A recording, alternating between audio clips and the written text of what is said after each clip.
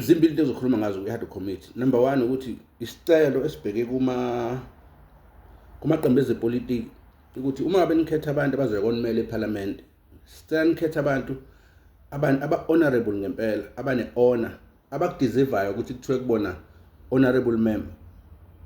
Mhlambe uma bese nidelegate labantu bese nibuka ukuthi okay ubani uyachaphesheka la nala uma simisa eParliament seyivela lezi zinto, then leyo nto izothinta i-image yonke ye-political party yethu.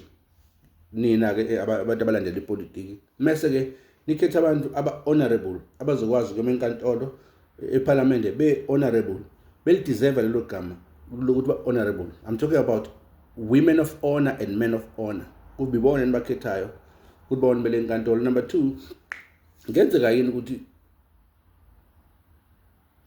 ithimba labameli likaMthoni limhlinzele izibini? Sekunegameko ezimbili engiyibukile nje ngathi lezi igameko kahle kahle zivuka ngathi zifuna ukumhlinzela ezibini uMthuni. Number 1, ipolitiki yaMthuni ayishibhile. Kodwa into emenzela phansi ukuthi ufakazi vele emva kwaloko vele ipolitiki yakhe seyibuilde wayiqeda wayithi, then mase ufakazi bese vele beyicrasha yonke le nto obuyilahle phansi. That speaks to abameli bakhe, ithimba lakhe labameli. Number 1, last week wenze izinsolo zokuthi kuney'nsongo nokumsabisa okukhona kwenziwa Lieutenant General Mkhwanazi, and went on to say kune-recording ekhona la eprova lokho ukuthi kuney'nsolo zokusabisa. Number 1, ithimba labameli leyo recording kufanele ilalele lizwe ukuthi ngempela zikhona yini iy'nsongo, iy'nsongo lezi ey'shiwoyo nentukuthelo ikhona yini enkulumeni yaMkhwanazi kule nkulumo eqoshiwe. Number 3, le recording yatholakala kanjani, kusemthethweni nokutholakala kwayo noma akukho emthethweni. Bese ke beyanqoma ukuthi ngoba intukuthelo siyayithola le nkulumo eqoshiwe futhi kukhona ukusabisa kule nkulumo eqoshiwe futhi iyatholakala ngendlela e-right kule nkulumo eqoshiwe, then iyaqualify ukuthi siyithathe njenganobufakazi siyoyipresent. Kodwa mekutholakala ukuthi lezi zinto zontathu khona okungekho, abameli, ithimba labameli kufanele ngabe leyo nto alilethanga ngaphambi kwesithangame esiphenya ngey'nsolo ezenziwa uMnumzane Mkhwanazi. I-instance yokuqala leyo nje oyibukayo ukuthi le mistake engenziwa yimina nje mekuthiwa ngiyomela ubafo mhlawumbe untshontshile somewhere noma ushaya intombazane, ukuthi mhlambe kufakazi mhlambe ngabuletha uthola ukuthi nami ngisaqala ngisafika ebumelini ngisazama ngisabhatanisa ngizama ukufuna ukwakha igama lami, then ngoba vele ubafo ngiyazi ulenzile vele icala mhlambe amaphutha akakwazi ukuthi azothi bafo kodwa wangidayisa. No, bafo akwazi ngakudayisa, la ngithathe ilokhunjane igama lami ngalibeka on the line ngiyosiza wena ngecala owalenza nakhona bengikusiza ukuthi ukhokhile. Amaphutha engenziwa yimina kuleyo position lawo. Number 2, ey'nsolweni ey'khona ezixhumanisa, kuney'nsolo ey'khona ezixhumanisa uMnumzane uMthuni noMnumzane Mkhwanazi noMnumzane uMatlala ezifuna ukuthi uMnumzane uMthuni unesandla kwezinye zezinto ezingekho right ngasese ebezenziwa uMnumzane Matlala, so zimlinka naMatlala ubugebengu aMnumzane Matlala.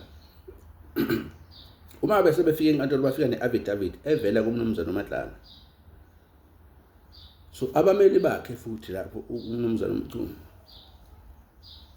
sikhuluma nge-image manje kaMthuni, ngoba uma ngabe kuphunywa laphaya enye izinto ekufanele bayiqaphele bona njengabameli ukuthi isithunzi sikaMthuni sisamile, akahlelekanga isithunzi, kodwa kunaloko uphuma inkantolo estronga njenganomuntu obizwa nge-candidate elandelayo mhlambe kubantu abangase babe upresident we-ANC.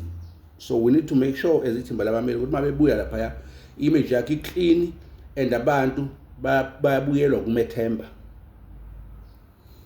They went on and bring ilokhunjana ubufakazi obuvela kuMnumzane uKhethi Matlala lo kuthiwa banokuxhumana naye ey'nsolweni zobugebengu.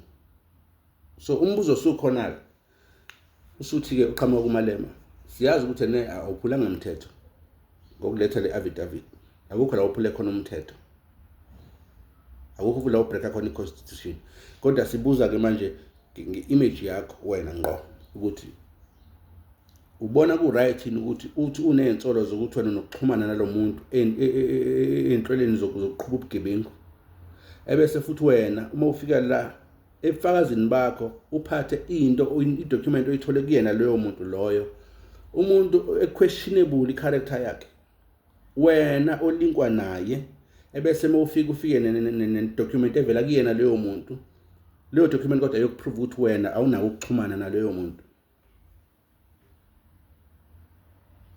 Iqhamuke kanjani le document? Achaze kumchunu ngendlela achaze ngakhona, unikeze izimpendulo ezithi azibentathu maqondana nokutholakala kwaleyo affidavit. Number 1 ukuthi iyafika nabameli bakhe, wangabathumanga noma nginesifiso basebenza kwenzeka. Baya kanjani lapho ungabathumanga wena ngoba lokho kuwephula umthetho? No, hayi ngabathuma. Wabathuma.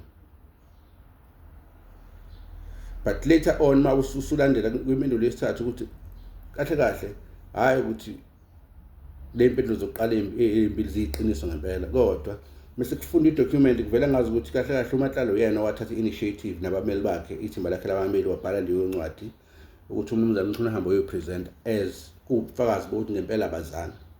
But umuzo ovelile futhi ukuthi baze kanjani ukuthi unodinga le ncwadi kube isifiso sakho. I-document futhi ayisho ukuthi as per abameli bakho babethe unalesi sifiso, sesikhulumile neclient lethu, this is the impendulo.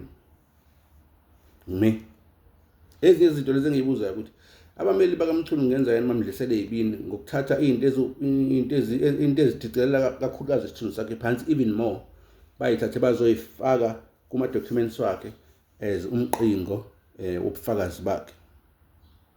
Ngiyayibuza nje indaba yabameli bakhe ukuthi kahle kahle ingabe bamele ukuthi uma bephuma lapha aphume abantu besanethemba yini kuyena uMchunu, okanye abanendaba ne-image yakhe mangabe iphuma lapha as long as bekhokhelwe bona it's fine.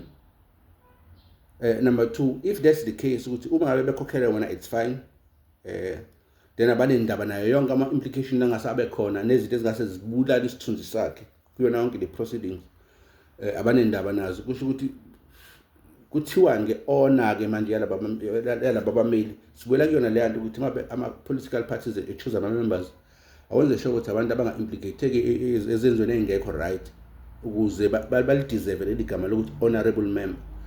Bona-ke labameli-ke leli thimba labameli-ke ethically uma ngabe bezosebenza ngaleyo ndlela ukuthi abanendaba ne-image ye-client yabo, kuthiwani? Angazi i-code of conduct yabameli ukuthi isebenza kanjani because angifundile mina ungqimi nje ngayigcinela nga-matric, kwaphela kanjalo njengoba ngihambe ngimatoho izwe lonke.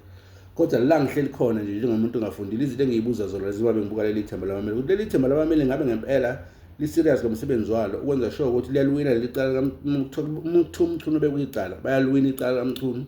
Number 2, uma evela phambi kwekomiti eliphenya ngalezi insolo benza sure ukuthi image yakhe ibuya ihlanzekile,